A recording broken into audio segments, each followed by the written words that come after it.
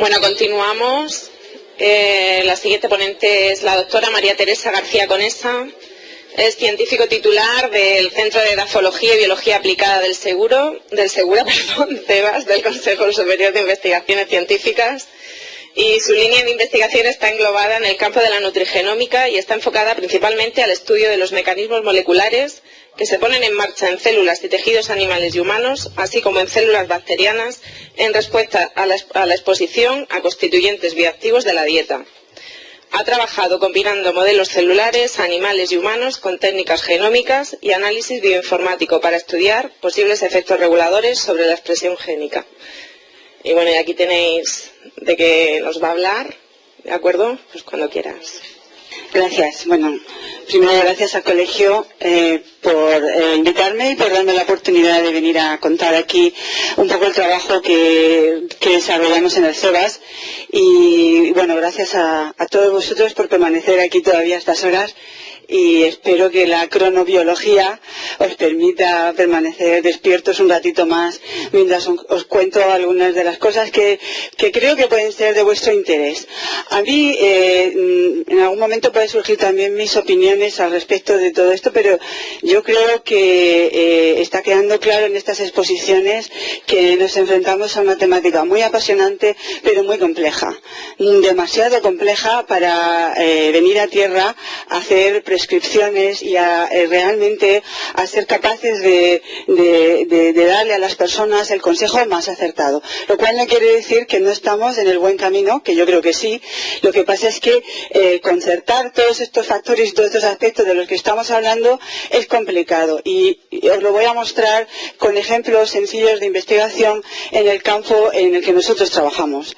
En concreto, bueno, este es el CEBAS, por si algunos no lo conocéis. Estamos enclavados en el campus de Espinardo, justo detrás de la Facultad de Medicina, de la antigua Facultad de Medicina, y recientemente estamos elaborando nuestra propia página web de nuestro grupo, que es el Grupo de Calidad, Seguridad y Bioactividad de Alimentos Vegetales. Y ahora pues me voy a referir un poco a las actividades que realizamos. Nuestro trabajo consiste en intentar, mediante toda una serie de técnicas experimentales variadas, intentar demostrar hasta qué punto los compuestos bioactivos de alimentos vegetales juegan un papel beneficioso para nuestra salud.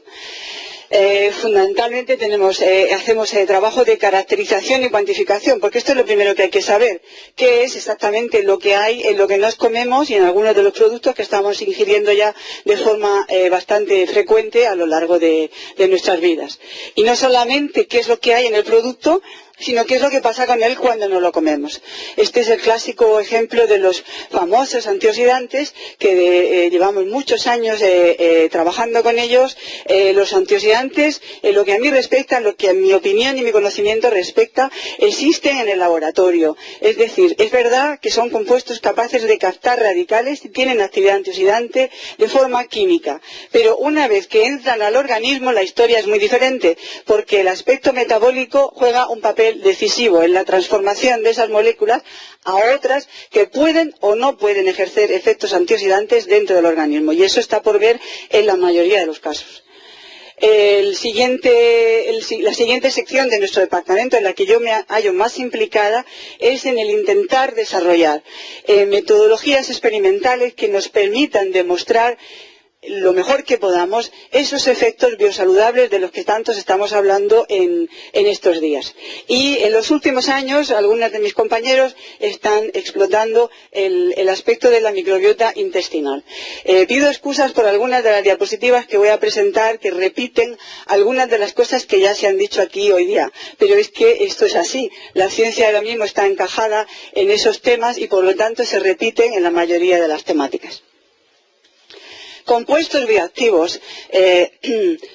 Me imagino que la mayoría más o menos tiene una idea de lo que estos compuestos son, pero realmente no es tan fácil definirlos, ni es tan fácil llegar a encajar todos los compuestos en una definición.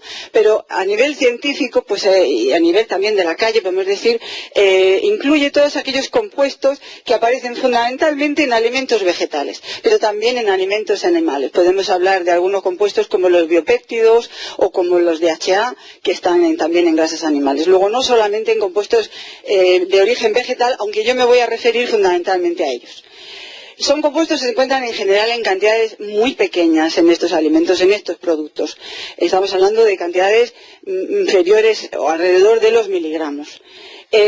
No hablamos de nutrientes, es decir, no son esenciales para el desarrollo del organismo ni para la vida. En general se entienden así, aunque algunos de ellos, si hablamos de algunas vitaminas o algunos minerales, sí que pueden ser esenciales. Y en general se considera que estos compuestos de alguna manera van a ejercer algún tipo de actividad biológica en nuestro organismo, actividad que por supuesto va a depender de la dosis y del metabolismo y que se entiende como una actividad beneficiosa de tipo preventivo. No estamos hablando de compuestos que curan, aunque como veremos la mayor parte de la investigación o una buena parte de la investigación mira a estos compuestos como compuestos curativos. Sin embargo, se trasladan a la dieta, que en realidad lo que se busca es un efecto preventivo. No es del todo sencillo hacer estudios experimentales de tipo preventivo. ¿Y cuáles son los compuestos bioactivos? Pues aquí he puesto algunos ejemplos que algunos han nombrado aquí ya, y otros pues seguro que los conocéis de verlos actualmente prácticamente en todas las herboristerías, farmacias y por supuesto en supermercados. Muchos de estos compuestos se venden libremente. Tenemos los ácidos grasos, los omega, que ya se han nombrado aquí, los folatos, los carotenoides, los péptidos de carne, los fitoestrógenos, los esteroles y estanoles, los taninos, glucosinolatos, terpenos, catequinas, antocianos. Seguro que habéis oído hablar alguna vez, habéis oído mencionar alguno de estos compuestos. Pues todos ellos encajarían en la categoría de compuestos bioactivos, porque existe una amplia investigación detrás de ellos que los avala como productos en pequeñas cantidades en alimentos de origen vegetal y con posibles o potenciales efectos beneficiosos sobre la salud. ¿Y estos compuestos cuánto consumimos diariamente? Pues la estimación de lo que consumimos diariamente no es fácil. Puede variar muchísimo de un individuo a otro, de un país a otro, de una dieta a otra.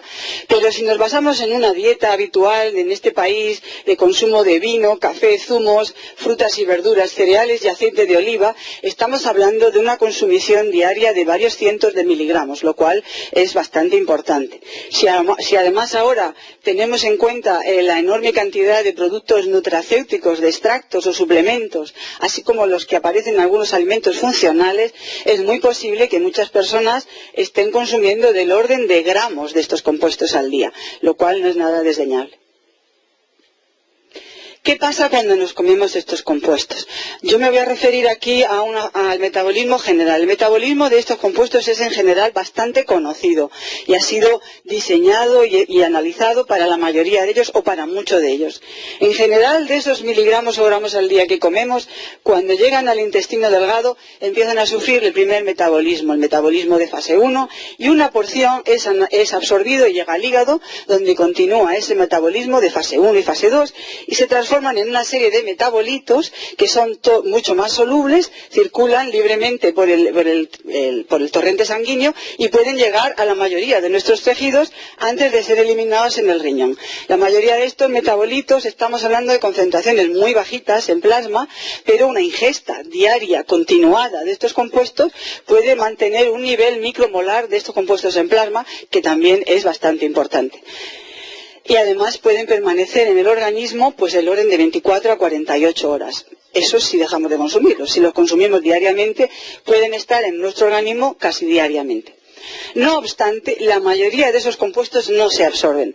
La mayoría de esos compuestos van a llegar al intestino grueso, donde empieza la gran aventura de la microbiota, de la que también habéis oído hablar hoy y que está ahora actualmente tan de moda. Esa cantidad de compuestos que llegan ahí sufren también el metabolismo microbiano, que es un metabolismo muy potente que transforma todos esos compuestos en otros compuestos fenólicos de naturaleza muy diversa, compuestos pequeños, fácilmente absorbibles, y todos con un potencial de actividad enorme en nuestras células, y que pueden permanecer en nuestro colon pues hasta incluso 3 días, con lo cual hay espacio y tiempo para posibles efectos beneficiosos sobre nuestros tejidos. Y los compuestos bioactivos, si se estudian es porque se supone o se asume, se conoce que tienen una serie de efectos beneficiosos en la salud.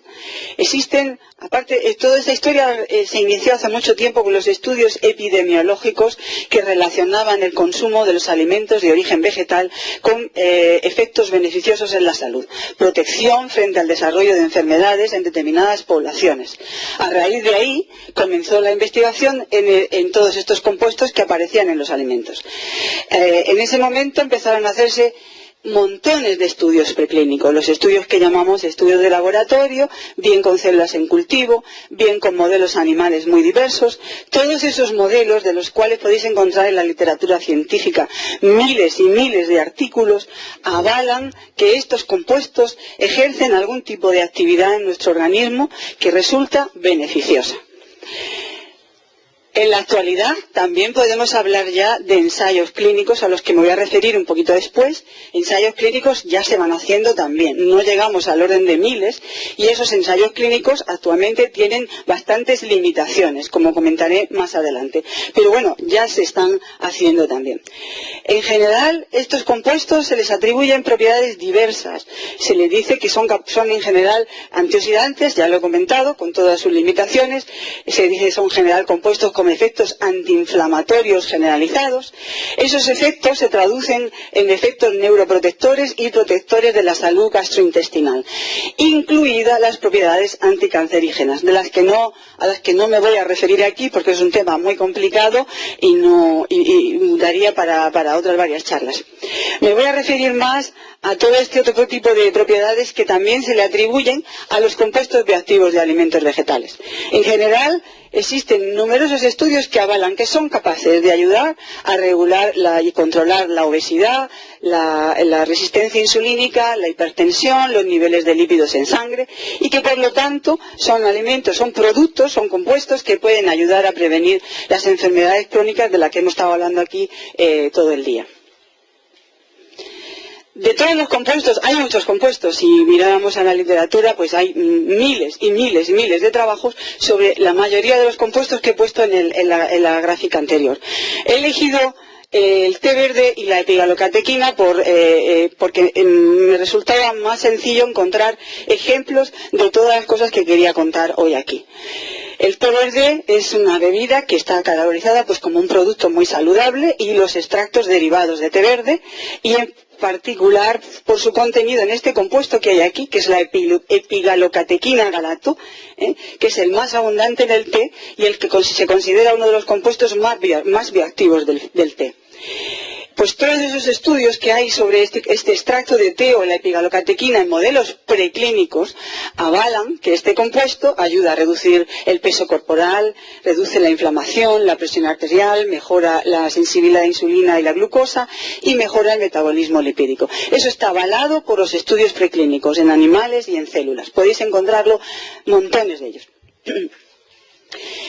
¿Dónde puede actuar este compuesto que está en el té? Pues una vez que nos lo tomamos, una vez que está en el tracto digestivo, el compuesto puede actuar a nivel del tracto digestivo, a nivel del epitelio, puede llegar al colon, que llega al colon, eso está también determinado, puede interaccionar con la microbiota, y una vez absorbido, que también está demostrado que se absorbe en cantidades considerables, pues puede llegar a casi todos los tejidos, incluidos los tejidos más importantes en la regulación metabólica, el páncreas, el hígado, el músculo, el tejido adiposo, de manera que hay espacio y lugar para esta molécula tener diferentes efectos en diferentes tejidos. ¿Qué mecanismos? ¿Cómo podría ser? Porque uno de nuestros objetivos es intentar ver los mecanismos de acción, porque muchos de los estudios que se hacen son estudios asociativos. Somos capaces de asociar casi cualquier descenso, casi cualquier riesgo con el consumo de un compuesto, o con un gen incluso. Pero lo que queremos saber también es por qué y cómo, porque si no nos vamos a quedar en hacer predicciones. Yo creo que es importante que sepamos cómo funcionan las cosas. Pues teniendo en cuenta que el compuesto que hay en el té puede estar en casi todos los tejidos una vez que lo consumimos, pues puede estar actuando de muy diversas maneras.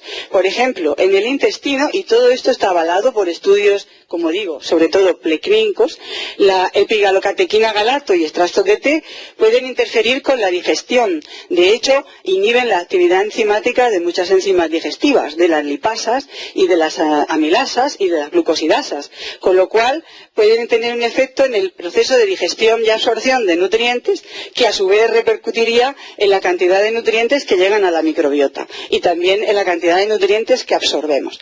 Una posibilidad. Otra es toda la epigalocatequina galato o los compuestos bioactivos que llegan al colon pueden interaccionar con la microbiota que tenemos en el colon. Ya hemos oído hablar de la microbiota y ya hay montones de estudios en la literatura que avalan que los compuestos que llegan de la dieta al colon afectan a las poblaciones de microbiota, pero es que la microbiota tiene a su vez un efecto sobre todos esos compuestos, porque a su vez metaboliza y transforma todos esos compuestos, lo cual aumenta la complejidad para llegar a determinar dónde está el efecto o dónde está la causa.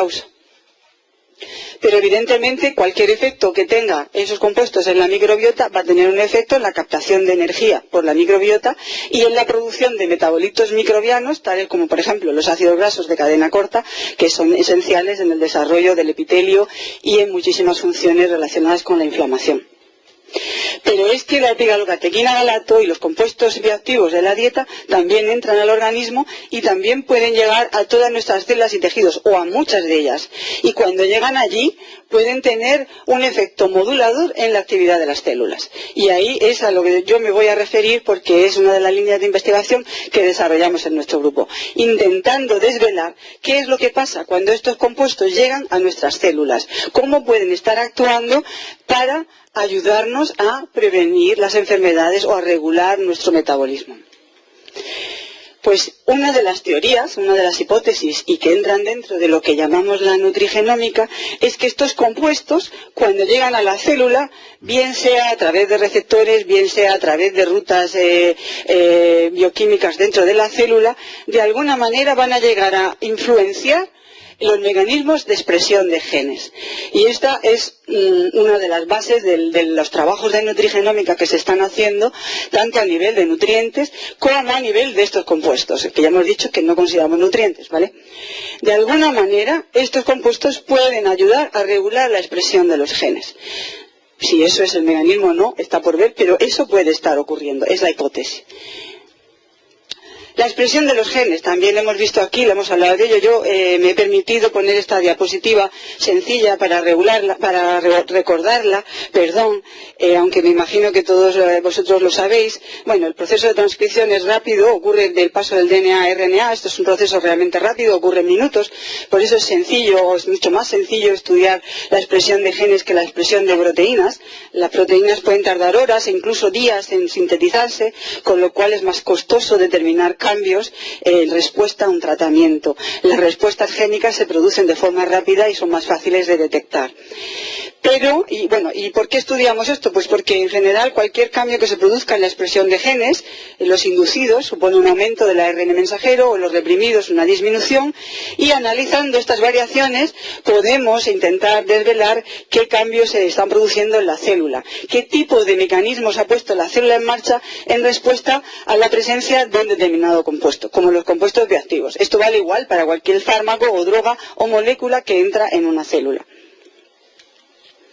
Pero aunque el proceso es rápido, el proceso no es sencillo. Esta es una de las cosas que también se han mencionado a lo largo del día de hoy en distintas charlas.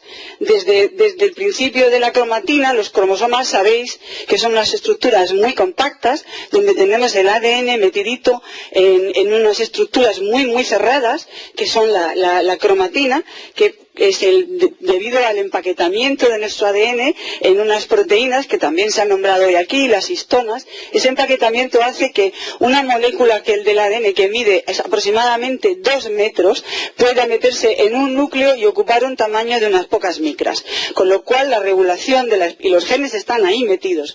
De la expresión de esos genes no es algo trivial. La primera cosa que tiene que ocurrir es que el ADN se abra y exponga las zonas que se van a expresar. En ello juega un papel importante el marcaje químico del ADN, que también lo han mencionado hoy en día. Es uno de los aspectos que estudia la epigenética y a los que me referiré más tarde con un ejemplo.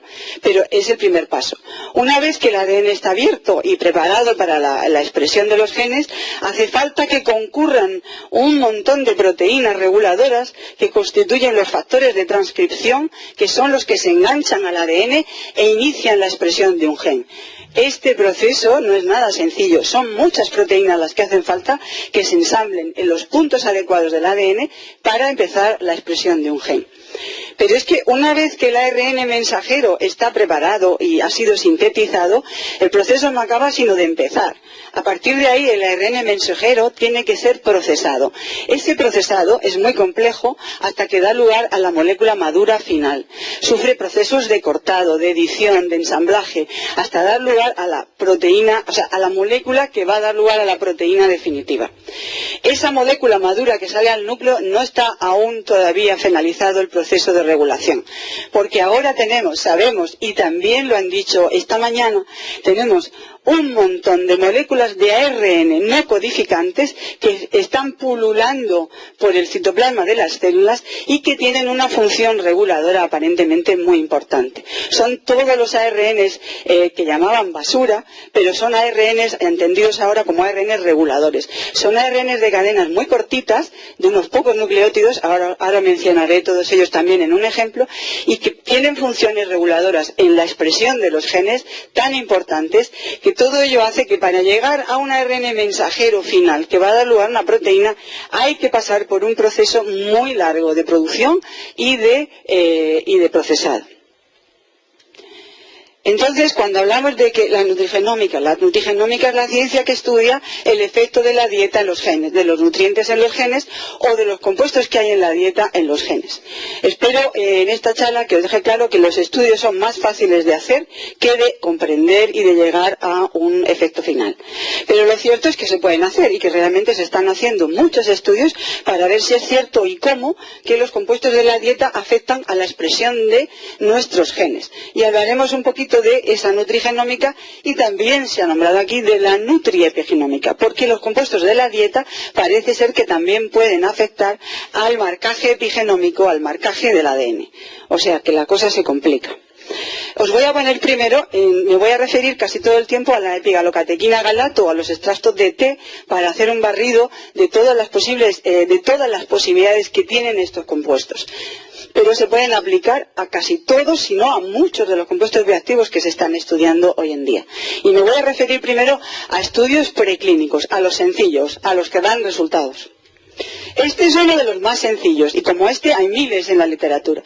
Es decir, podemos coger unas células, en este caso se trata de adipocitos humanos, los ponemos en cultivo, podemos medir la cantidad de grasa que tienen mediante tinciones especiales. Este colorante rojo indica presencia de grasa en las células. Pues bien, podemos echarle la epigalocatequina galato en concentraciones aproximadas a las que aparecen en los tejidos, se las echamos a los adipocitos y miramos a ver lo que pasa con los genes. Este es un estudio sencillo porque solamente mira a un gen, que es este PGC1A, no importa exactamente, pero es un factor de transcripción muy importante para la regulación de la expresión, a su vez, de todos los genes que intervienen en el metabolismo lipídico.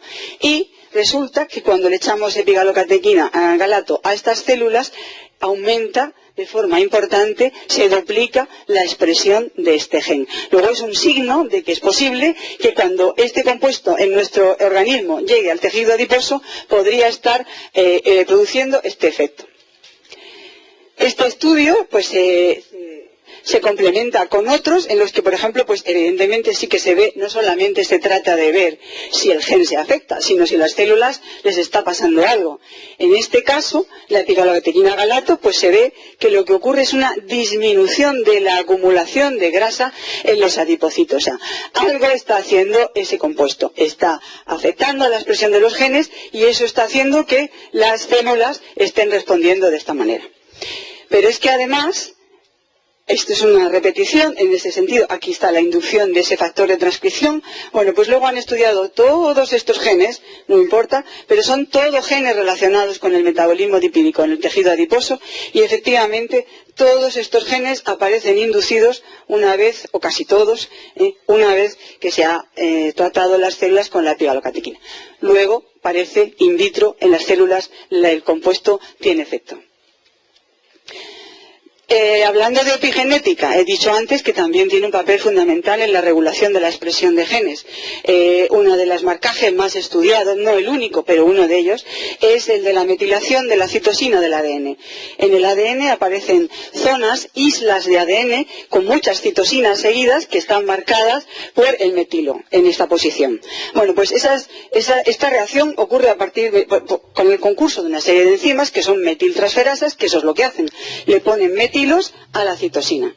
Y lo que se sabe también hoy en día es que en zonas promotoras de los genes, donde va a iniciarse la transcripción del gen, que no hay citosinas, son genes que se transcriben o se expresan más.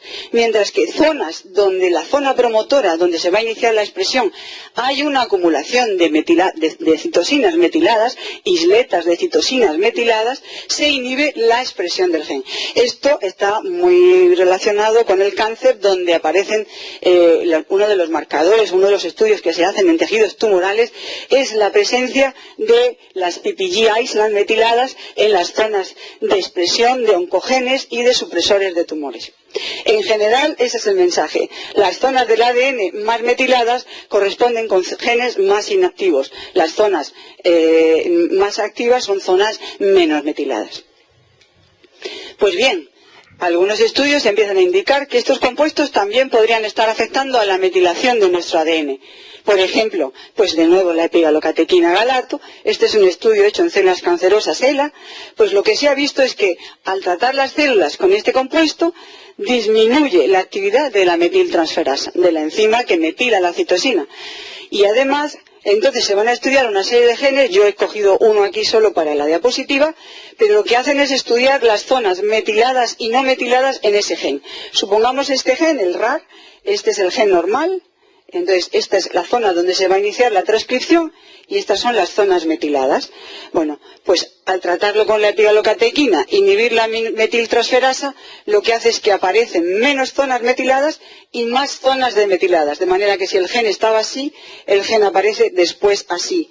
Y al mismo tiempo, el gen comienza a expresarse al desaparecer la metilación. Luego es posible que los compuestos bioactivos de la dieta lleguen hasta nuestras células y causen también este tipo de efectos. La epigenética no solamente incluye el estudio del marcaje, sino también de todos esos ARN reguladores que se han mencionado aquí y que yo he mencionado también, que son todos esos ARNs o toda esa parte de ADN que se consideraba basura, pero que da lugar a este tipo de moléculas de ARN, como este que hay aquí, que son los microARNs, que solo tienen unos pocos nucleótidos. Estos microARNs hay miles de ellos pululando por el citoplasma, miles. ¿Y estos cómo funcionan? Pues estos trocitos que sueltan en el citoplasma son capaces de pegarse a los ARN mensajeros y una vez que se pegan provocan la degradación del ARN mensajero, con lo cual ese gen ya no se expresa. Su nivel de ARN mensajero disminuye y ya la proteína no va a producirse. Esa es una de las características de los microARNs. Además, ahora también hay otros ARN reguladores que son los que llamamos long non-coding RNAs.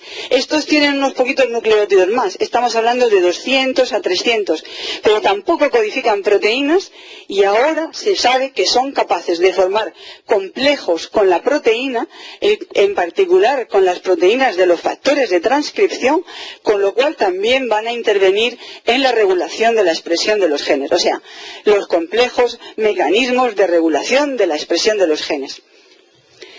Pues, ¿qué es lo que vemos en los ejemplos de la literatura y en los trabajos que se están haciendo? Por ejemplo, en este, pues resulta que la epigalocatequina galato, cuando se la echas, por ejemplo, a unas células hepáticas en cultivo, células hepáticas humanas, pues resulta que en este caso están estudiando un gen relacionado con el metabolismo del colesterol, es un gen esencial en la etapa de síntesis, y resulta que disminuye la expresión de ese gen y al mismo tiempo aumenta los niveles de uno de estos estos ARN reguladores que están asociados a ese gen. Luego parece que los mecanismos podrían ir también por ahí, es decir, también podría ser que estos compuestos regulen no solamente la expresión del gen, sino la expresión los niveles de esos ARN reguladores. Este es otro ejemplo de células cancerosas de pulmón. Entonces, en este ejemplo, estudian la expresión de este gen, el CTR1, que es el transportador de cisplatina, que es la droga que se utiliza una de las drogas que se utilizan para el tratamiento de las células. Pues resulta que cuando las células se tratan con la epigalocatequina galato del T, aumenta la expresión de este gen y favorecen la acción del anticarcinógeno, pero es que además eso ocurre en conjunción con la disminución de los niveles de un microARN, el 98,5P, de los muchos que hay, uno de ellos, y aumenta los niveles de un long non-coding RNA, que es el NIT1, que a su vez está regulado por el microARN. Es decir, el mecanismo se hace cada vez más complejo. Tenemos un montón de posibilidades, pero lo que parece cierto es que estos compuestos intervienen en todo, o eso es lo que parecen estos estudios. ¿Qué ocurre en vivo, pero en estudios preclínicos? ¿Qué ocurre en animales? No basta con hacer estudios en células. Los estudios en células son indicativos de muchas cosas, pueden ayudar a entender muchas cosas, pero no son para nada definitorios de nada. Los estudios siguientes que se suelen hacer son estudios en modelos animales. Pues si uno busca en la literatura, yo he puesto aquí algunos ejemplos para la epigalocatequina galato, pero para casi cualquier compuesto bioactivo de los alimentos vegetales ya hay numerosos estudios. Y efectivamente, cuando uno le da este compuesto o extracto de té verde concentrado en este compuesto a las ratitas o a los ratones con diversos modelos, pues se producen disminuciones de peso, control de lípidos, control de glucemia, control de insulina, y eso está todo acompañado con cambios en la expresión de numerosos genes en el tejido hepático, en el tejido adiposo, en tejido epitelial del colon e incluso en el músculo. O sea que esto en el organismo vivo también se está viendo. ¿Y qué es lo que tenemos en el mercado? Bueno, esto ya se está vendiendo en todos los sitios, incluido en el Carrefour. Uno puede ir y comprarse un bote de extracto de té o de epigalocatequina y tomarse en casa las pastillas que uno quiera. Y se recomienda pues para mantener o controlar el peso, para quemar grasas, protección cardiovascular, antioxidante, etcétera, etcétera. ¿Y qué es lo que dice la EFSA? Algunos me imagino que conocéis la EFSA, es el organismo regulador de los alegatos, es la Agencia Europea de Seguridad Alimentaria por excelencia, y que controla todos esos alegatos nutricionales o de salud que salen al mercado, tanto en los alimentos funcionales como en los nutracéuticos, en general. Sobre todo en los alimentos funcionales, pero me vale para los nutracéuticos igual. Entonces, lo que hace la EFSA es reunir a paneles de expertos científicos que recogen toda la literatura científica, que encuentran todas las publicaciones, todos los estudios, para ver si existe evidencia suficiente de que ese compuesto realmente puede salir al mercado con esos alegatos. Y una vez que los ha elaborado un informe, pasa a la Comunidad Europea y la Comunidad acepta o no acepta y el producto puede salir o no al mercado. ¿En qué se basan para decidir eso? Pues algunas de las cosas más generales, más importantes que considera la EFSA es, primero, cómo de bien caracterizado está el compuesto o el producto que se va a utilizar, si está bien caracterizado, cómo demostrado está ese efecto y la asociación entre el efecto beneficioso y el compuesto, y, por supuesto, si se han presentado suficientes estudios humanos que avalen ese efecto. Si todo ello se cumple, el comité elabora un informe y ya pasa a la siguiente etapa, que es en la Comunidad Europea. Si no se produce ninguna de estas cosas o alguna de ellas, la solicitud es rechazada. De hecho, muchos productos que había anteriormente en el mercado han desaparecido o han desaparecido los alegatos que ponían en ellos o han cambiado un poco la composición para cumplir con los requisitos de la EFSA. ¿Qué pasa con el té verde y la epigalocatequina galato, por ejemplo? Pues cuando uno entra en los claims aceptados, existe una página, es fácil de encontrar, pone uno EFSA y claims de salud o claims health o algo de eso, y sale una lista de todo lo que está aceptado y no aceptado. Pues resulta que lo que refiere a té verde o a la epigalocatequina galato, las alegaciones relacionadas con el mantenimiento de peso, la salud o antioxidantes no están autorizadas por la EFSA. Lo cual no quiere decir que la EFSA tenga toda la razón del mundo. Lo que quiere decir es que los científicos de la EFSA se han reunido, han estudiado la documentación científica y consideran que no hay suficiente información como para decir y vender ese producto con ese alegato. ¿Y cuál es el problema principal? Pues el problema principal es casi siempre el mismo, que las evidencias clínicas son muy limitadas y muy escasas. Y normalmente, como os demostraré ahora, contradictorias. Ese es el problema principal que nos encontramos, sobre todo desde el punto de los estudios nutricionales, porque no es nada fácil reunir suficiente número de personas y hacer un estudio de intervención controlado, randomizado, durante el tiempo suficiente y obtener todas las muestras suficientes para hacerlo lo más correcto posible. Entonces lo que hay es una acumulación de estudios, cada uno hecho en su casa como han podido, y esa acumulación, pues cuando uno se va a la bibliografía y busca ensayos clínicos, por ejemplo de té relacionados con lípidos y metabolismo de lípidos o con el peso, pues uno encuentra un número de estudios razonable, de 200 a 300, debería ser suficiente para encontrar evidencias, pero cuando uno va y empieza a buscar en esos artículos, pues se encuentra con resultados como todos estos estudios son de este año, el té verde reduce la grasa, el té verde no modifica la adiposidad, reduce la grasa, no afecta a la grasa, a la absorción. Es decir, los estudios son muchos, pero son contradictorios y son limitados. Y por eso la EFSA ha decidido que no es suficiente para poder sacar el alegato al mercado. Esto es un metaanálisis, también se ha nombrado hoy en día, esto se hace mucho en la literatura científica. ¿Para qué? Pues para poner juntos todos esos estudios y ver si en conjunto todos apoyan de forma suficiente en los efectos. Pero, por ejemplo, este metaanálisis pues sale absolutamente no significativo. Es decir, no tenemos suficientes evidencias clínicas de que el extracto de té verde y la epigalocatequina galato realmente contribuyan en humanos a reducir el peso. Ojo, que no quiere decir que no esté ocurriendo, porque puede estar ocurriendo, y también se ha estado hablando aquí hoy a lo largo de todo el día de las numerosas causas por las cuales no lo vemos claro, y es porque hay tantos factores que afectan que cada uno de nosotros somos un mundo de factores y no es nada fácil predecir en qué individuos se va a producir o no el efecto. Lo mismo pasa si nos vamos a estudios en los que se haya hecho solo con epigalocatequina galato, porque claro, los extractos de té son mezclas de compuestos, vete a saber, pero también en algunos estudios con este compuesto solo ya estamos hablando de bastantes menos, porque es menos sencillo tener el compuesto puro, pero los resultados son exactamente igual, no son siempre significativos, o mayoritariamente no son significativos. Ojo, entendiendo por significativos estudios estadísticamente significativos, que eso es diferente de una cosa biológicamente significativa, por lo menos a mi entender. ¿Cuál es uno de los problemas? También se ha mencionado aquí ya varias veces, la variabilidad que tenemos en los resultados, porque estamos hablando de humanos, estamos hablando de muchos factores y estamos hablando de estudios limitados. Solamente los americanos se pueden permitir hacer estudios de 30.000 o de 400.000 individuos. Normalmente no son estudios de intervención, que esos son bastante más complicados. Los estudios de intervención en los que se les va a dar a un grupo de personas una dosis controlada de un producto y el resto de los factores estén controlados para ver el efecto de ese producto, no se puede hacer con miles de personas, o bastante dificultad.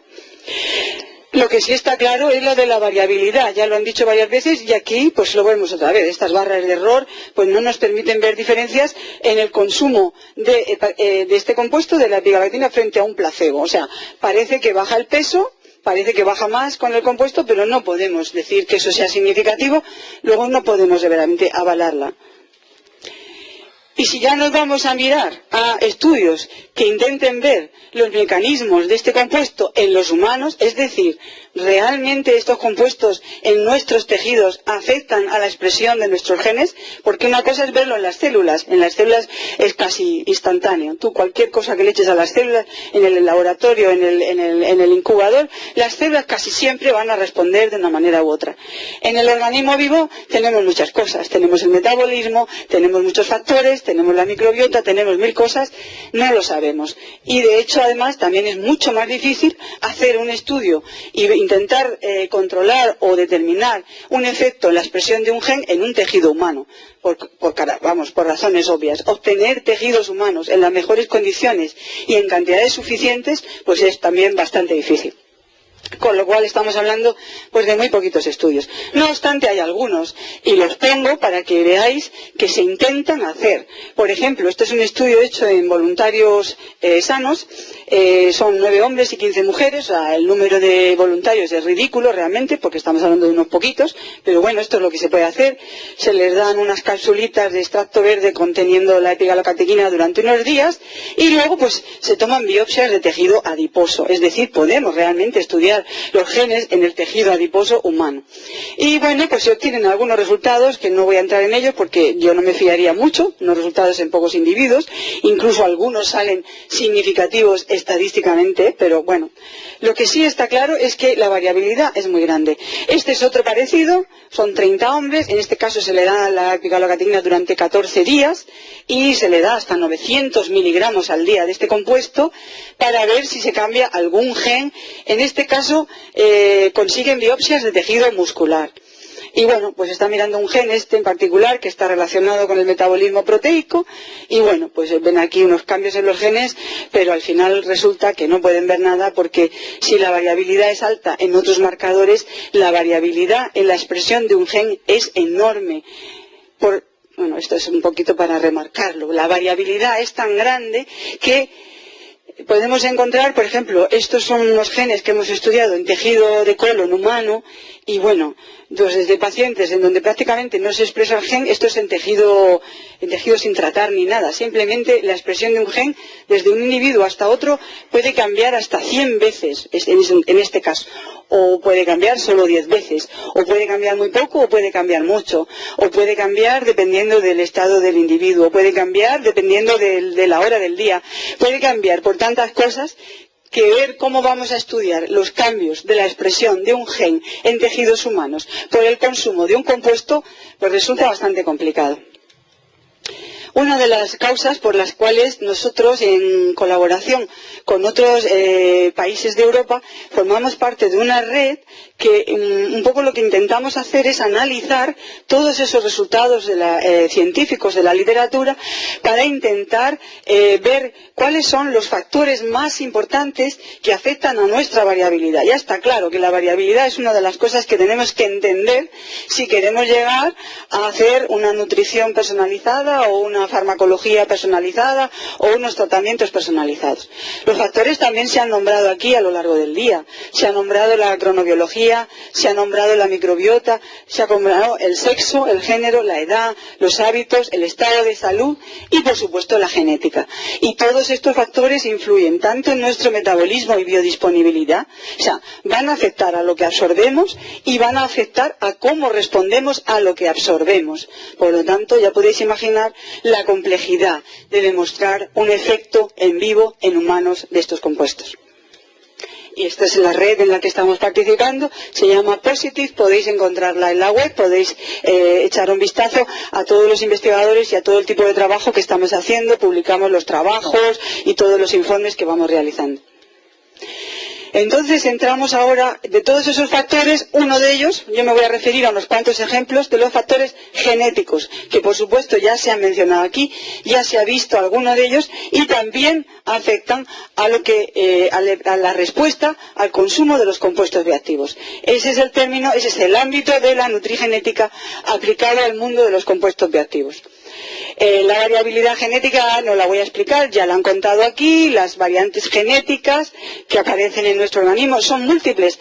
Hemos hablado de los SNPs porque son los más variados, son los más billones, pero tenemos otras muchísimas variantes genéticas, tenemos delecciones, tenemos repeticiones, tenemos alteraciones enormes de cromosomas, eso ya da lugar a veces a mutaciones mucho más grandes. Estas son las más sencillas y las más abundantes. También lo han dicho ya, que normalmente cambia solamente una base, que ese cambio puede ser dramático o no. Puede ser un cambio mudo, porque puede ser que no se altere para nada la proteína, lo cual pues aún dificulta más la selección de los genes y de las variantes que queremos estudiar. Y bueno, por supuesto, pues también depende de la herencia, porque sabéis que heredamos un alelo del padre y un alelo de la madre, podemos ser homocigotos para la variante normal, heterocigotos o homocigotos para la variante rara, para el SNP, y todo eso puede tener un efecto en la expresión de nuestros genes. Este es el caso, por ejemplo, La interleuquina 6 es una citoquina proinflamatoria, es bastante importante en los procesos de inflamación y asociado a diabetes, obesidad. Entonces, bueno, esta interleuquina 6 pues tiene un SNP también, uno entre otros muchos, pero este es uno de los más estudiados, esta citosina que cambia a guanina, y podemos tener estas posibilidades de alelos. Bueno, pues cuando tenemos los alelos C, lo que pasa es que parece ser que producimos menos de esta citoquina, y eso está asociado al desarrollo de enfermedad y a la respuesta a tratamiento. ¿Y esto qué tiene que ver con los compuestos bioactivos? Bueno, en el mundo de los compuestos bioactivos vamos un poquito por detrás. Realmente la nutrigenética ha irrumpido hace solo unos años para intentar ver el efecto de nuestra genética en cómo respondemos a esos compuestos. Este también es un estudio sencillo, con 38 hombres, en este caso eran obesos, a los que se le ha dado a beber durante 4 semanas un zumo que contiene 800 miligramos de polifenoles, que son pues una mezcla de todos esos compuestos bioactivos que están en el caso de la manzana, y se les ha comparado con un placebo de bebida isocalórica. Cuando se analizan en conjunto, pues se ve que hay una pequeña disminución en la grasa corporal de un 1%, llega a ser significativa, pero cuando se dividen los individuos según su genotipo respecto a ese gen, a la interleuquina, pues resulta que aparece que el grupo que tiene las variantes anómalas, que se supone que tiene menos interleuquina, y sin embargo son los que dan la respuesta más alta. Ese es el tipo de estudios que se están haciendo. Y hasta ahí puedo leer, porque ¿cuál es la relación entre esa interleuquina exactamente y la disminución de peso? Pues no se sabe, ahí se queda el trabajo. Este es otro un poco más conocido, el caso de los esteroles y los estanoles. Sabéis que bueno, son estas moléculas, están en alimentos vegetales en pequeñas cantidades, se parecen al colesterol y están aceptados por la EFSA tiene aceptados, que ayudan a reducir la absorción de colesterol, ¿no? El consumo de estos compuestos pues hace que el colesterol se absorba menos. Y esto pues está avalado por estudios clínicos, y estamos hablando de reducciones del LDL desde un 5 a un 15%, llegando a consumir de 1 a 2 gramos de estos esteroles. Bueno, eso ya lo he dicho, está aceptado, está autorizado por la EFSA, y bueno, pues tenemos una serie de productos en el mercado, todos los alimentos funcionales que contienen los esteroles y algunos que se venden como nutracéuticos, esteroles en pastillas. Y esto es un estudio que demuestra que sí, efectivamente, conforme vas aumentando la concentración, la dosis de esos esteroles, hasta 2 y 2 gramos y medio, pues va aumentando la disminución del colesterol. Y como ya se ha dicho aquí repetidas veces, pues ese efecto pues tiene una variabilidad enorme, y tenemos individuos medios a los que el colesterol les disminuye un 10%, individuos a los que prácticamente no responden, y altos respondedores en los que el colesterol les baja incluso hasta un 25%, consumiendo diariamente este tipo de grasas. En el análisis de este estudio, pues lo que hacen es coger otro gen, un gen metabólico de fase 1, un CYP, y lo que ven es que un determinado SNP, uno de los muchos que tiene, parece ser que está relacionado con esa respuesta. Y cuando los individuos se dividen en las diferentes variantes, las diferentes alelos que se pueden tener, pues resulta que los que tienen la variante G, que es la variante anómala, pues son los que mejor responden, los que más les baja, tanto los que son heterocigóticos como homocigóticos, los que más les baja el LDL. Pues otro caso en lo que parece ser que el factor genético pues tiene un efecto. Pero, ojo, esto no explica toda la variabilidad. Aún tenemos aquí un montón de individuos que tienen las variantes normales, y a algunos les baja el colesterol y a otros no. E incluso de los que tienen las dos variantes anómalas, a algunos incluso les sube el colesterol. Es decir, explican solo parcialmente, como muy bien podemos presuponer. ¿Por qué? Pues porque hay otros muchos genes, existen mecanismos compensatorios entre los genes, y además que no conocemos, y además tenemos otros muchos factores. Pero este es uno de los muchos. Y ese es uno de los factores que se están empezando a estudiar también en el mundo de los compuestos bioactivos. ¿Y qué pasa con la epigalocatequina galato? Pues sabemos poco. Hay pocos estudios de momento sobre este compuesto en relación a posibles variantes genéticas. Encontré uno que miran a una catecol metiltransferasa. Las metiltransferasas una de las cosas que hace, ya lo he dicho antes, es transferir metilos a las moléculas. Y en este caso, esta enzima lo que hace es transferir metilos a grupos catecoles, que es cuando hay dos OHs, pues ponen un metilo, y esto es una manera de ayudar a metabolizar y eliminar los compuestos. Estas enzimas actúan fundamentalmente en catecolaminas, pero también lo hacen sobre polifenoles y sobre la epigalocatequina galato. También le transfieren metilos. Pues existe una variante genética de esta enzima, que es esta variante, que cambia una G por una A en una determinada posición del gen, que es bastante abundante en la población caucásica, y hace que esa proteína sea bastante menos estable y menos activa cuando tenemos las dos variantes anómalas. De nuevo, un gen afectado por una variante genética. ¿Y eso puede afectar al consumo y al efecto de la epigalocatequina? Pues eso es lo que han intentado investigar en este estudio, dándole a dos grupos de individuos, han cogido 25 individuos tipo GG, que son normales para esa enzima, y otros 25 que son sanos todos, pero que tienen la variante AA, o sea, la variante más anómala, desde el punto de vista de esa variante genética. Y les han dado pues un montón de miligramos de catequinas y de té verde. Y han mirado la función vascular y la absorción de esos compuestos en estos individuos. Y lo que ven es que la función vascular, para ello utilizaron una medida digital del volumen del pulso, que es una medida muy sencilla, que te da una onda que se relaciona con el tono vascular y con la presión. Bueno, pues de esta manera se pueden medir cambios, y cuando se produce una cierta rigidez en el tono vascular, se produce un cambio de esa onda. Y te permite hacer medidas bastante rápidas y sencillas. Bueno, pues lo que estos autores declaran es que los individuos que tienen la variante más anómala y consumen el extracto de té verde, responden de forma muy diferente a todos los demás, a los que consumen el placebo o a los que tienen la otra variante.